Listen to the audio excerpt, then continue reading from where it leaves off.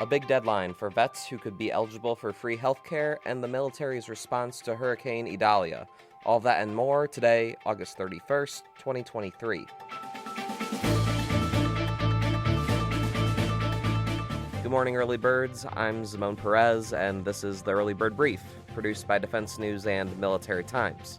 First up, some veterans are running out of time to enroll in healthcare through the Department of Veterans Affairs.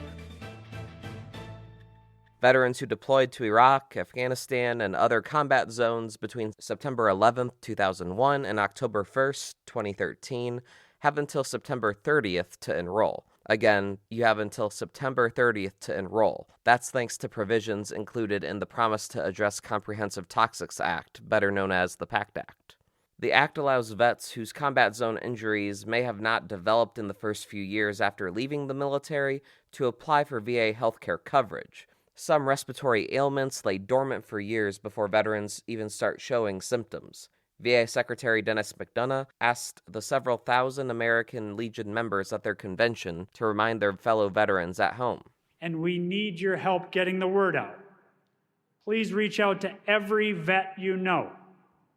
Reach out to your old Vietnam battle buddies with hypertension. Anyone who may have been exposed to Agent Orange. Reach out to every trooper you know who fought in Central Command over those 30 years of war. Here's why it matters. The PACT Act is among the most sweeping veterans benefits legislation in recent decades. It includes expanded disability benefits for 12 types of cancer and 12 other respiratory burn pit smoke exposure illnesses, along with hypertension for veterans exposed to the chemical defoliant Agent Orange. An important point, veterans are granted VA healthcare coverage for only 10 years following their separation from the military under the PACT Act. That coverage can be extended longer in cases of serious military-connected health issues. Lawmakers included a provision in the legislation to give additional time to veterans who left the service between 2001 and 2013 to ensure their potential medical issues were not ignored. Since the PACT Act was signed into law in August 2022, more than 344,000 veterans have enrolled in VA healthcare. VA officials for years have emphasized the importance of veterans using free veterans medical benefits for cost savings and the potential long-term health benefits. Studies have shown that veterans enrolled in VA healthcare are less likely to attempt suicide than their peers and more likely to get specialty care for a variety of military-related ailments. Another important story, the National Guard units across the Southeast are prepared to help as Hurricane Idalia moves across the region. Florida Governor Ron DeSantis yesterday fully activated 5,500 Florida National Guardsmen. The 53rd Infantry Brigade Combat Team in the state is conducting operations in western Florida counties, along with 2,400 high-mobility and high-water vehicles. Florida's Adjutant General, Major General John Haas, said other assets are standing by. Hurricane Idalia made landfall as a Category 3 hurricane early yesterday morning along Florida's Big Bend, which is a lightly populated area off the Gulf of Mexico. The Florida Army National Guard deployed more than a dozen helicopters and some 24 watercraft around the state to help with reconnaissance and rescue missions. Georgia and South Carolina are also in Idalia's direct path, and their guard forces are gearing up to help. The Georgia National Guard is prepared to contribute to communications, route clearing, and other capabilities. The South Carolina National Guard had a contingency force of 75 troops, quote, ready to respond to state missions. Guard mobilizations come as bases across the Southeast made preparations for Idalia's landfall. The commander of Navy Region Southeast ordered all Navy installations in the Jacksonville, Florida area to brace for heavy weather conditions.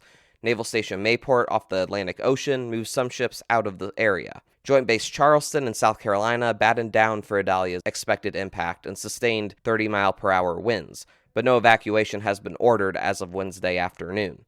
Department of Veterans Affairs leaders reached out to more than 650,000 veterans in the coastline region with information on prescription rules, emergency outreach assistance, and other VA services. VA Secretary Dennis McDonough told veterans in the hurricane's path to follow orders from emergency management services.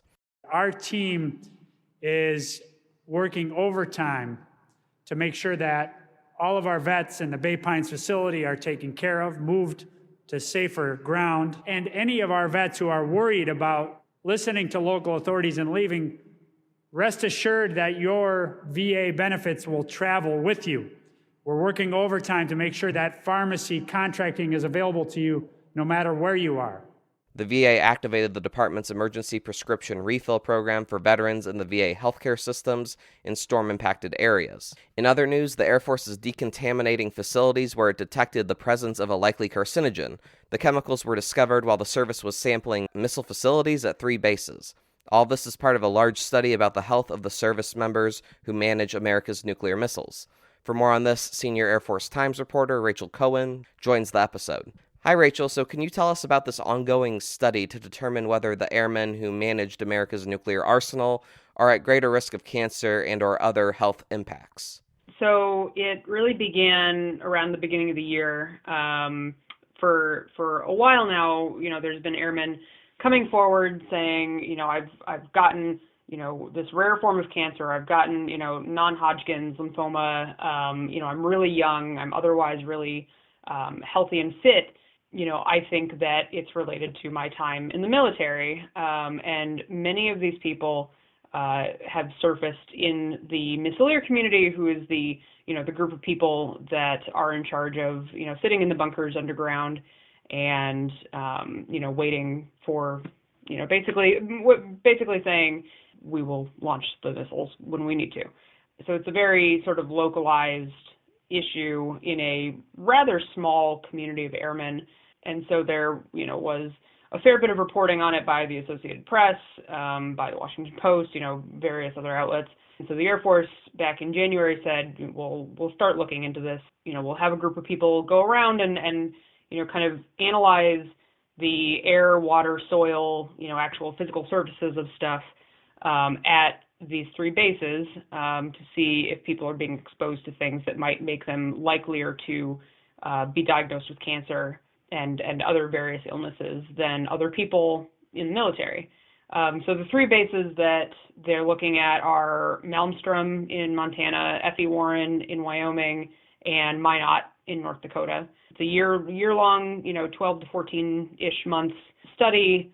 And so the most recent group of samples that they took looked at, whether or not there were carcinogens, a particular type of carcinogens in the air, and then the other group of samples looked at whether there were carcinogens on surfaces of pretty much anything, in the facilities where these people work. So, on the equipment, on doors, on, anything that you might be able to touch. They took swabs and they tested them.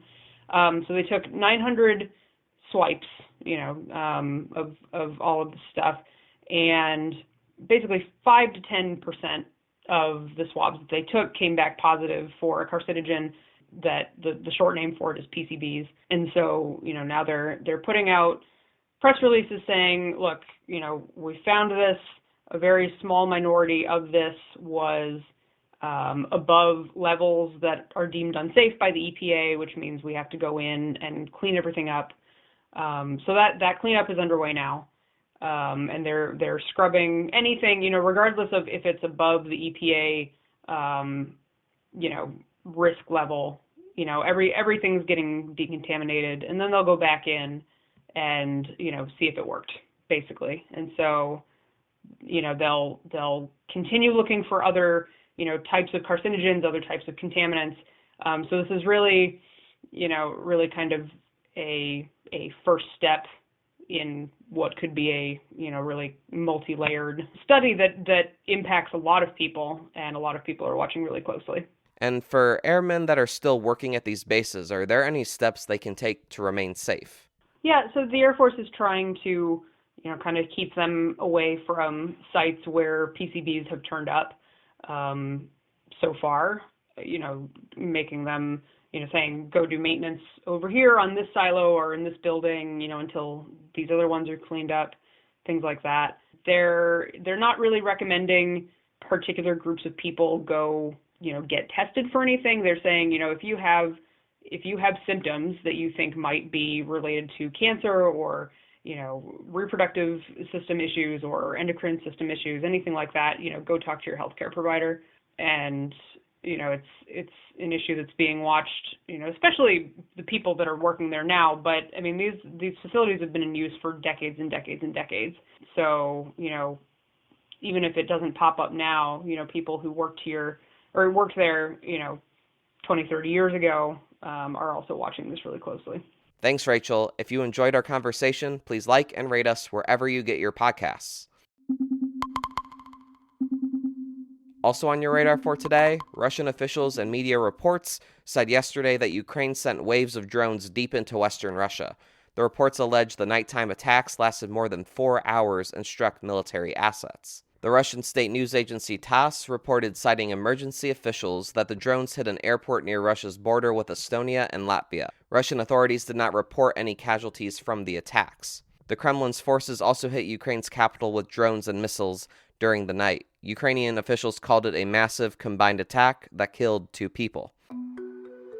Here's why it matters. With at least 6 regions of Russia targeted, the barrage appeared to be the most extensive Ukrainian drone attack on Russian soil since the war began. A quick note, though, the Associated Press was unable to confirm whether the drones were launched from Ukraine or from inside Russia. The Kremlin has repeatedly accused the Ukrainian military of cross-border incursions on the Belgorod region of Russia and of launching drones toward Moscow. Ukrainian officials did not immediately comment. They usually refuse to take responsibility for any attacks inside Russia. Also this week, the Biden administration announced it will send an additional $250 million in weapons and ammunition to Ukraine. The State Department said the package contains AIM-9M missiles for air defense, high-mobility artillery rocket system munitions, 155mm and 105mm artillery ammunition, and more than 3 million rounds of small arms ammunition.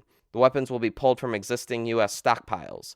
The package will also include ambulances, medical gear, and other items. And here are some other stories that we're hearing chirps about. Mutinous soldiers claim that they have seized power in Gabon yesterday and put the country's president under house arrest. The coup was hours after the president was declared the winner in an election, extending his family's 55-year rule. The White House yesterday said that it has new intelligence that shows Russian President Vladimir Putin and North Korean leader Kim Jong-un have swapped letters. The reported exchanges come as Russia looks to North Korea for munitions for the war in Ukraine.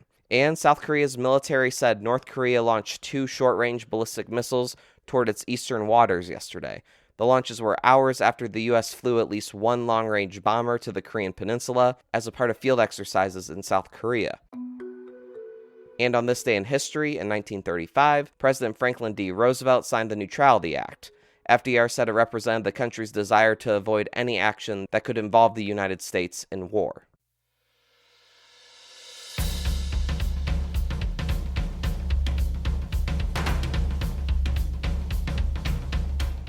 That's it for us this morning. To get more top stories and breaking news, go to defensenews.com/EBB to subscribe to the Early Bird Brief newsletter. Please give us a like, rating, and a comment wherever you get your podcasts, and be sure to follow us on social media, @defense_news and @Military Times. The Early Bird Brief is hosted and produced by me, Zimone Z. Perez. Today's episode featured stories by Leo Shane III, myself, Rachel Cohen, and the Associated Press. Our editor-in-chief is Mike Bruce. Have a great day.